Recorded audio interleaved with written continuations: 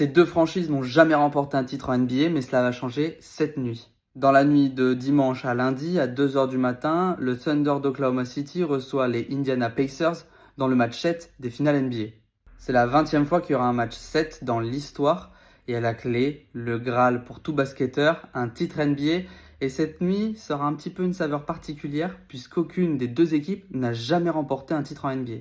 Les Pacers ont une riche histoire en ABA, c'est la ligue parallèle de la NBA dans les années 60 et 70. Ils ont été 3 fois champions ABA. Mais depuis qu'ils ont rejoint la NBA, c'était en 1976, ils n'ont jamais remporté de trophée. C'est seulement la deuxième fois qu'ils vont en finale après 2000, emmenés par Reggie Miller et une défaite 4-2 en finale contre les Los Angeles Lakers. Ils n'ont donc jamais été aussi proches d'un titre en NBA, pourtant ils étaient pronostiqués à peine en play-off en début de saison.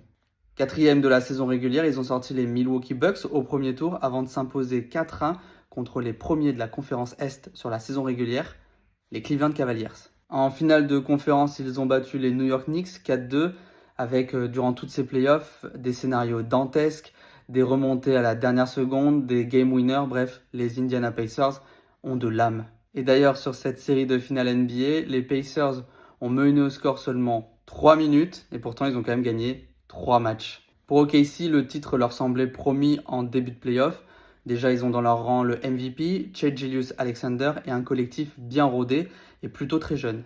Et il faut ajouter à ça le meilleur bilan de la saison régulière sur les deux conférences, 68 victoires pour 14 défaites. En revanche, ils se sont fait peur, c'était en demi-finale de conférence contre les Nuggets de Denver, notamment emmenés par Nikola Jokic, MVP ces dernières saisons.